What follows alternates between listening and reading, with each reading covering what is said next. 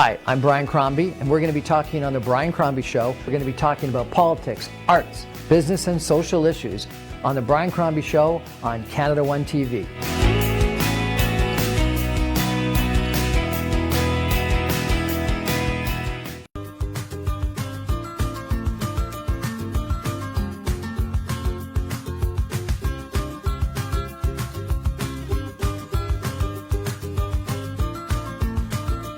Good evening, everyone, and welcome to The Brian Crombie Show on Canada One TV. So we've got a municipal election coming up in 3 months, October 24th, and I want to introduce you over the course of the next couple of weeks to several of the members of the community that put their name forward to run in this upcoming election, both for mayor and as well as councillor in Mississauga and in Brampton, and give you a sense of who they are, what they're all about, what their policies are, etc. And so I want to introduce you tonight to Derek Ramkissoon, who is a candidate for mayor of Mississauga. Derek, welcome to the show. Thank you. Thank you for having me. Thank you for coming. So why don't we start off, just tell me a little bit about why you want to run for mayor. Like, why the heck would you want to run for mayor? Yeah, that's a good question, and everybody keep asking me the same thing. Why do you want to run for mayor? Well, you've been in business for 20 years, and being in the ground level with the city of Mississauga for over 20 years, working with people in the shelters, in prisons, seniors' homes, working in the street with people. I think I have a lot to bring to the table as a mayor, because I know how to run a successful business. I mean, my business has been running for 20 years, and every year, we're doing very well. Tell me a little bit about your business. It's an employment agency. We supply drivers, warehouse, office, clerical, dispatchers, recruiters, you name it. We will supply it to the customer. Right, okay. And we get some of the very largest clients here, Calgary and Montreal. And we've been in business for over 20 years. So you've been really involved in setting up companies as well as your own business, because you're hiring the people that they need. You're recruiting the people that they need to run their business. So you must get a good sense of what people want as you're interviewing people and talking to people? Yes, absolutely. We've been interviewing people for the longest time, and we understand that a lot of people these days are looking for something that can pay them well. Because, with the cost of living and everything that's going up, people want a good paying job. Okay, but if you've run a good business, why would you want to give that up and run for politics? Because I have a lot to offer the city. I can bring a lot to the city. I would run the city like I run my business, profitable. And so you don't think the city's run profitably? I don't think, well, we're in debt, right? And with COVID, who knows what's going to happen in the next 4 years? Yeah. I think the next 4 years in our city will be very crucial for the next leader. And coming out of COVID or going back into a lockdown, who knows what's going to happen? So I think the next leader for our city, we need to have foresight, need to be really, really ambitious and proactive in what they do, to really see what's happening in our city and how they can get our city out of debt, how they can get the city to run like a business. Right. And really fill the needs of the people. So really you think that sort of the financial situation, the debt, and I presume taxes, are your sort of number one issue? Taxes for sure, because the taxes are very high, and I think the next budget is going to go up again. Yeah. And we want to freeze taxes for the next 2 years, because we want to put some money back in people's pocket. Right. We're stretched. We're all stretched to the limit. Yeah. Everything is going up except your wages, and people are struggling. People are just surviving these days. Right. And people need to thrive, and so we're going to create a thriving city. A city where people would want to, will gravitate towards the city to do business, to live, to work, to play, to really bring up a family in the city. Okay. And I think I know how to do that. Okay. Excellent. What else? What are your other big policies? Our big policies, we're going to heavily invest in youth and young adults. Right. Because our youth and young adults, they have no future, they have no hope, they got no direction, they got no leadership, they got no mentorship. And I've been working with young people in prisons and in shelters for over 15 years. Oh, really? Yep. Doing in what kind of organization? My own charity. I have my own charity. Oh, really? Good. Yes, calling Christ Alone Ministry. Calling what? In Christ Alone Ministry. In Christ Alone Ministry. Yes. So it's a Christian organization, and we go out to prisons every week, to the men's prison out at Mimico, and I would do 3 or 4 services there on a weekly basis before COVID, and we would go to Vanier prison. On a Sunday, we'll do 6 chapel services. Oh, really? Yeah, and then we would mentor these women, bring them out when they finish their sentencing. They will come out, they will seek us out, we'll help them find jobs, get them out of their environment, and put them into a better place where they can get good mentorship, good leadership, and good direction for their lives. Excellent. Well, and good. Doing that for 15 years, volunteering for 15 years, I know the needs of the people, and I know how to fill those needs. I see people struggling these days. I mean, even where I live, there's a food bank, and it's empty. So we're going to take a proactive approach in getting things out to these people. We know what the needs are, and we're going to fill those needs. And so this is primarily for young people? Primarily for young people. And you see that as the area of greatest need right now in Mississauga? Well, if you look at crime is on the rise in Mississauga, right? Yeah, there's like 60 car robberies or something like that, car thefts. In the last month. It was unbelievable. And they're coming in from Toronto to Brampton to Mississauga. This is the next battlefield for them. And I think we need to stop it before it gets out of hand like Toronto. Right. So we're going to equip the police with what they need to get these things done. I know how to bring people together and young people together. I know what the needs are. How do you do that? Well, young people need sense of direction. They need leadership. They need guidance. They need somebody who believes in them, somebody who can give them a hope, somebody who can really cheer them on for being what they can be in life. And working at the prison, I know how to motivate men. Yep. Because I've seen a guy in prison been there 117 times. 117 times. 117 times. And once reoffended, the same. He does the same thing every day. Every time he get out. And I said, John, you got to stop. This is nonsense. You got to stop it. Your son turned 16 today. You're in prison. Who is leading him? Who is guiding him? Who is directing him? If I were your son, I would tell you right off, because you're not a good mentorship for me at all. No question. And so he said, you know what, Derek, I need help. I just don't know how to get it. Every time I get out, and I know I can't drive, but what I do, I jump back in the car, I drive, my license is suspended, and back. I said, every time you have the urge to drive, why don't you give me a call? I'll pick you up. I'll take you where you want to go. I'll send an Uber for you. I'll send a taxi for you. I don't need to be there. But you don't need to be in here, because when you're here, your kids are missing the best days of your life. They don't have a father. Yeah. So who is leading them? The next person that's coming in and give them a little hope. They're gone for that stuff. Okay, so run the city more like a business and worry about the finances and debt and taxes. Yes. And invest in youth and mentorship yes. to get crime down and to give people hope and opportunities. Mm-hmm. What's the third big one? Well, we're gonna heavily invest in single parents. Really? Okay. Because single parents, they work 2 jobs just to make ends meet. Mm-hmm. And a lot of single parents that I meet, they can't make ends meet with 2 jobs because their kids are in daycare and aftercare. So what are they doing? Just to work to put food on the table. So the kids want to get into sports. It's very expensive. I had my 2 kids in soccer and baseball in the summer and hockey in the winter. And hockey is outrageously expensive.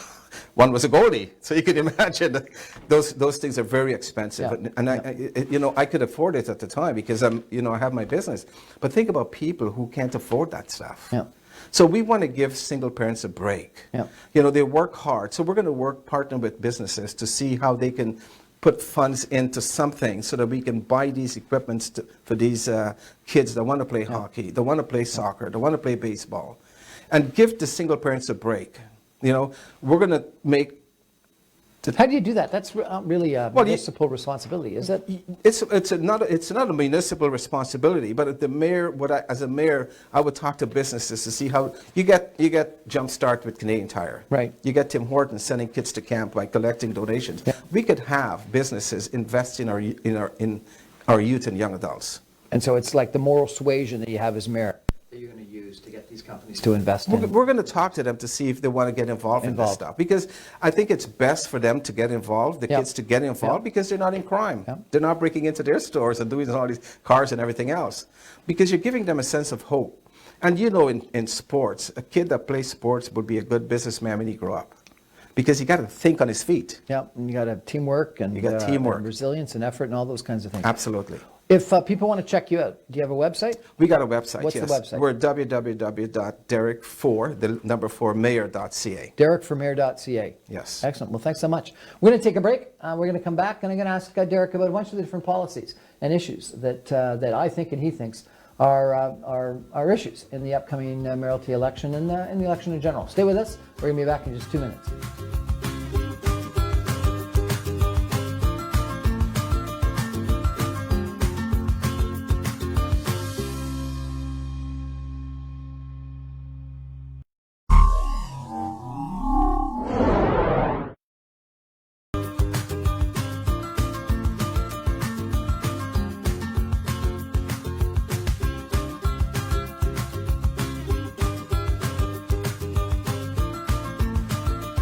Welcome back, everyone, to the Brian Crombie Show on Canada One TV.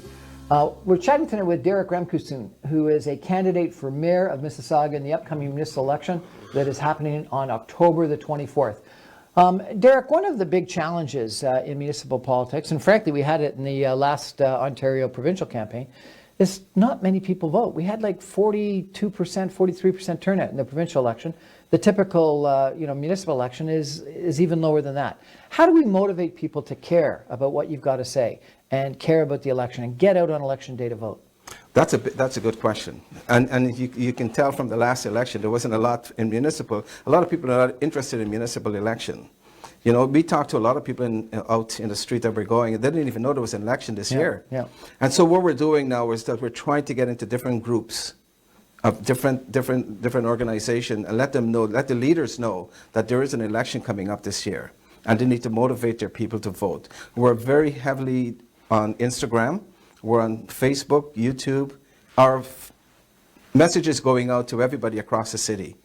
And people, even people in the province, our messages are going out around the country. Because people know people that know people. Yeah, no question. And just so for you, there was this person that I met, and there was a woman, International Woman Achievement Award, and there was this girl here from Nigeria who lives out in California, and she was an influencer. And I took a picture with her and just tagged her. And just by tagging her, that same week, I got over 500,000 views. Really? 500,000 views? 500,000. That's an influencer. That's an influencer. She had some exposure. She's a very good influencer. My phone was going nuts. Excellent. And so what we're going to be doing is meeting these influencers, meeting people in the city that had influence with organization and groups, and see how we can get to them. Yeah. And when you get to them and you get to them through their social media, they tag their friends and everything else. And we believe that we're going to see a larger group of people coming out to vote this election than it was in the past. Right. Oh, okay. Because we're trying to meet everybody as possible. Yeah, well, you've got to meet a lot of people. You've got to knock on a lot of doors. You've got to go to a lot of events. There's just no question about that. So tell me a little bit about your own personal story. So you live in Port Credit, you said? I live in Port Credit. And you've lived in Mississauga for 20-something years? 20-something years, yes. Excellent. So what's your own personal story? You're involved in some Christian yes. efforts in prisons and things like that? Yeah, I have my business for 20 years. I do a lot of charity work in the city. Yeah. When we got our business, the first day we took over our business, we took 10 kids through World Vision. Today we got 100 kids that we sponsored throughout the world through World Vision, Mission of Mercy Canada, and Plan Canada. And we went to Calcutta, India in 2010, and we bought a tannery, converted it into a school for 500 kids from the garbage dump. Yes. So 500 kids now is getting free education, 1 hot meal a day, uniform, and medication. Then we get a charity that we're doing in Iraq that, the government gave us 3 buildings. And we're retrofitting those buildings now to bring 700 families that are in tents since the war to put them into those places. Why is this charitable work so important to you? Giving back is very important to me. I came from poor. When I came to Canada, I had nothing. When did you come to Canada? In 1982. Yeah. In 1982, I came to Canada and I was sharing, I went to Edmonton, Alberta, and my brother-in-law was working for this guy who owns a gas station and a mechanic. He was, any type of equipment you want, he has. But he had no kids. And the guy was in his 50s with his family, and I went there to volunteer for a couple of weeks while, I was ready to go to school. And he wanted to adopt me because he had no children. And this guy was a millionaire. And I could have run right with him. I says, man, let's go. But I turned him down, and he thought I was crazy. From there, I just moved to Toronto, worked my way up. I bought my first house when I was in my early 20s, sold it, bought the second house, and things start working there. And the same way, nobody gave me a chance. Like nobody, when I came to Toronto, I stayed in a 1-bedroom apartment, a 1-bedroom house in the guy's floor, no fridge, no stove, no nothing, and, no job. But I had to work hard, and I did work hard. I worked 2 jobs for where I am today to get what I am. But it's by grace of God. He gave me the favor and give me wisdom to do the things that I do today. Fantastic. And, we believe that... Do you go to a church here in Mississauga? I have my own church. Yeah, your own church? Yes, I have my own church called In Christ Alone Ministries. And we bring people in from shelters and prison. And where's that church? It's a Dixie in the 401. Oh, really? Yeah, on Atlantic Drive. Must be something else starting your own church. It is an inspiration. God told me. Well, my story how I get the business, God gave me that business. Yep. And then the same thing with the church. He gave me the business to support the ministry that I have. And the ministry that we have, we support people around in the country and around the world. in what we do. And I think by doing all of that stuff, I know that what we do running for the mayor's seat in Mississauga, I know we will have good success because I'm very well known in the city. I do the Mississauga Prayer Breakfast every year here in the city, and the first year we had the Archbishop of Toronto came and preached. The second year was Hazel McCallion, and then this year we had the former president of World Vision, speak at our prayer breakfast. Yeah, excellent. We always have a lot of people show up there, over 200 people. Good. Let me ask you, if I could, a couple of issues that I think are important in the election campaign. Traffic, transit. All day two-way go on the GO train line has been something people have been talking about for a long period of time. Traffic down in Port Credit with the big development, Mississauga Road and Lakeshore, that is going to be, maybe even 10,000 people, 75 acres, and no improvements to Mississauga Road or Lakeshore or here in Ontario. You got 140 acres or something like that. Lakeview, again, more than 10,000 people, no improvements to Lakeshore and Dixie and Cawthra. What are your policies on transit and traffic? Well, I live in Port Credit, so I know what the traffic situation is like every evening when I go home. Yeah. And what we're proposing to do, and I'll be talking to some people, I wanted to do a boat from the lighthouse there at Port Credit, the Port Credit Marina, where it is, all the way down to Toronto. Instead of people taking their cars down to Toronto and all these different things, we can just get a ferry to come in. You can put your car on it if you want, or you can stay on it. Tim Hortons will be on there, on the boat, and you can take that down to Toronto. So this way, you alleviate the pressure from going out into the QEW, because it is chaos every day. Even in coming back home in the evening. So what I wanted to do for construction really is to move all our construction at nights, so it doesn't interfere with the traffic during the day. And if we do traffic during the day, start it at 8 o'clock in the morning and finish it at 4 o'clock in the afternoon, so it doesn't mess with the rush hour, because we always find to do things when everybody's going to work, and the frustration builds. And like I said, sometimes you're late for work and your traffic is there, and you go in to work in a bad mood, and you get fired because you tell the boss off, and it's a domino effect. So we're going to work very hard to make sure that the traffic in Port Credit directed somewhere else. We're going to see how we can do that. Maybe put like we got a bridge over the Port Credit by the lighthouse. Maybe put one further down. So if the traffic on Lakeshore is too much, let's take it away before you get to the QEW or Dundas. Let's put another bridge over the river and see how we can direct some traffic elsewhere. Well, they're trying to expand the size of the QEW bridge across the Credit River, and so that's going to take away some of the problem. But there's really no other spot you can put a bridge, is there, between Lakeshore and the QEW? I think you could. Part of the problem is you only got 4 places across. You got the Lakeshore, you got the QEW, you got Dundas, you got Burnhamthorpe. Yes. You got the 403. Yeah. So that's one of their biggest concern. And you're right, it's right where I live that they're developing. Yeah. That whole section. It's going to be huge. It is going to be chaos. It's going to be beautiful, but I think it's going to be a traffic issue. There's no question. So I'm hoping that people who are moving into those places don't have cars. Yeah. That they can bike it or walk it or do something. Yeah, but where are you going to, it's still a jaunt to get to the Port Credit GO if you're going to be jumping on the GO. Yes. And the Huron-Ontario LRT is even further away than the Port Credit GO. What about the Huron-Ontario LRT? What do you think of that? That's something I'm not approve of it. You're not in favor of the. I'm not in favor of it. Really? No, because. So would you stop it? You can't stop it now. No. You're too far into it. You can't just stop it. You spend too much money. It's going to be a traffic nightmare on Huron-Ontario as it's being built. Once it's built, it might be nice, but it might be nice. But where is it stopping? How many people will use it? Is the question. From Brampton to Lakeshore, how many people use it? Yeah, and I don't think that many people will go from Brampton to Lakeshore, but people might go from Square One up to the 401, and from Square One to the GO train, and from wherever.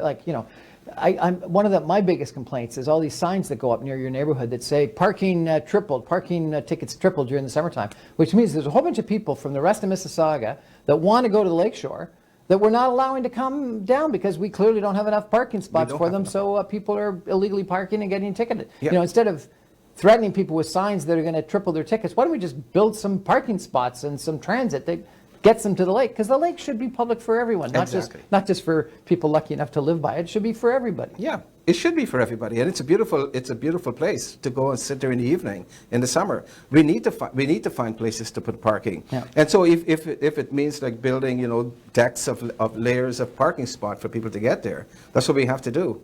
Well, you saw the size of this parking that they got in Oakville and the one they're doing in Cooksville. Yes. We should have parking in Port Credit. Now, I don't like the idea of the big, huge tower parking like we have at Cooksville, but it gets used. It gets filled up. Yes, and I think that's what you need at the GO station at Port Credit. Yeah.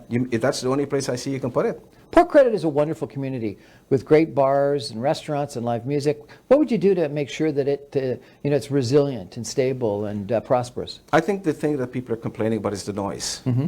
Too much noise with cars and motorbikes and everything else. When you're sitting in the evening having dinner, in the restaurant, there's noise, there's all these different things. So we will put something in place that these cars that are going out there a certain time during the day, they can't, the motorbike just, I think they deliberately do it, right? Just to get these people going. But it is a beautiful area, and we're going to do everything we can to keep it the way it is. Okay. Or improve on it. And what about Cooksville? You're running for mayor. You're the mayor for the whole city. Yes. Dundas and Huron, Ontario used to be the main corner in Mississauga. Streetsville, nice community. What are you going to do for those areas? Well, we're going to look at the city council members that are running those areas and see what they come up with, what suggestions they come up with, mm-hmm. and work together with them to see how we could improve their wards to make it better, right? To more attractive because you can't have everybody coming to the lake, right? One of the big responsibilities of the mayor is economic development, attracting other businesses to come to Mississauga. What would you do in that area? Well, that's a good because I'm a businessman. And I've seen how businesses are struggling to find people to work. That's the biggest concern that we have these days. Finding the right people to get into the city to work or to get into these companies to work. But we're going to try and bring more businesses in. We got to fill the openings that we have. Yep. And I think Mississauga, even for my business, if I get another 100 drivers, they'll be working. Yep. Because we're short. Yep. So I would try and work with both governments, the federal government and the provincial government, to see how we can get people back to work that are not working.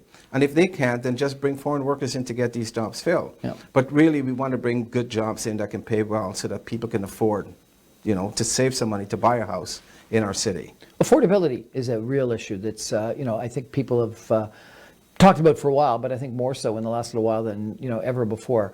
CMHC says that there is a need for 1.8 million more homes than would otherwise be built in the next 8 years in not just Toronto, but in the Southern Ontario area.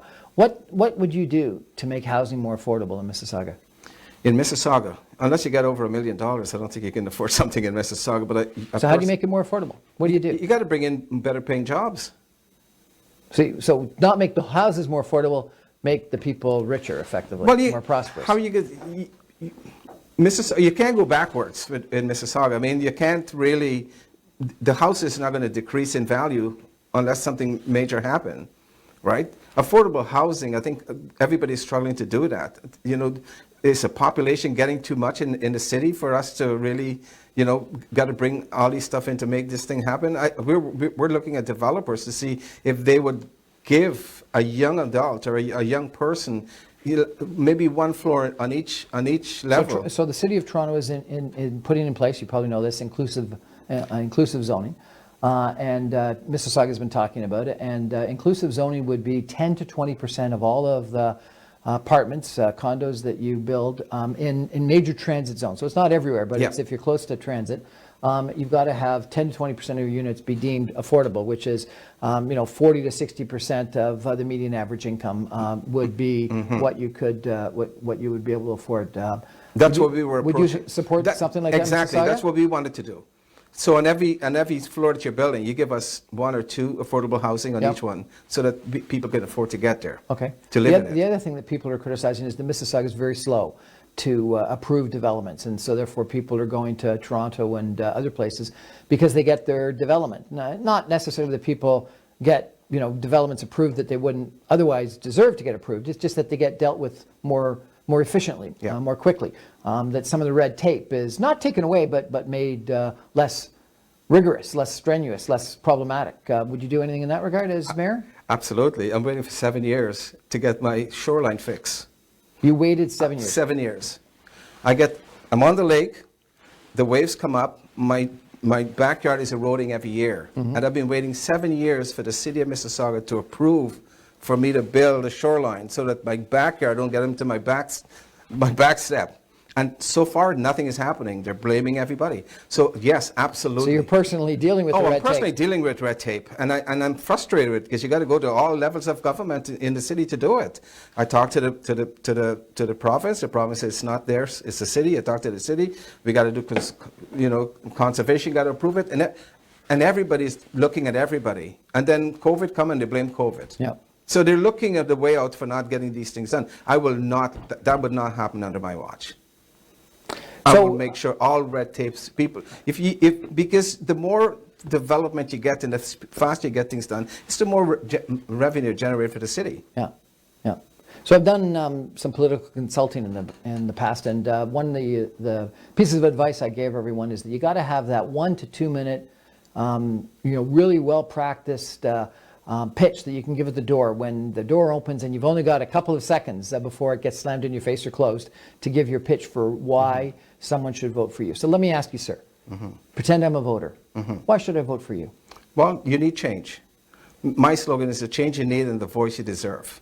The change you need and the voice you deserve. I'll be the change you need and the voice that's going to listen to what you have. Okay. Derek Ramkissoon. But why are you going to be better than the others? Because I know how to get things done. I can know how to make things happen. I don't wait for things to happen. Okay, good. And remind us your website. www.derekformayor.ca. derekformayor.ca. Well, it's a pleasure to meet you, sir. Same here. And good luck on October 24th. Thank you. So that's our show for tonight. Thanks for joining us. I remind you I'm on every Thursday night on Canada One TV, and we post our shows on YouTube and on Facebook, and they're distributed by Canada One TV. I'm going to be showcasing several different politicians running for mayor, running for council, both in Mississauga and Brampton in the next little while. I hope you watch some of them because, we got to get out there and decide who we want to have govern our cities. And turnout that is in the 20 to 30% range, it's an embarrassment. We have fought so hard for the right to vote. We've fought so hard for democracy. We all need to get out and exercise our vote. And you know what? Even if you go out and you say, none of the above, I don't want any of them, that's your choice. But at least think about it and go out on Election Day, October 24th, and vote.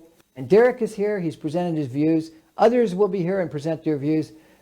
Give a sense to what it takes to run a city or run a ward and represent you as one of the politicians at Mississauga City Hall or Brampton City Hall or whatever city hall they want to be at, and do a good job, because you deserve to have good people. And you're not going to get good people unless you think about it, review their policies, review their background, take an assessment of them, and then go out and vote. So please, go out and vote. Good night, everybody. Thanks for listening.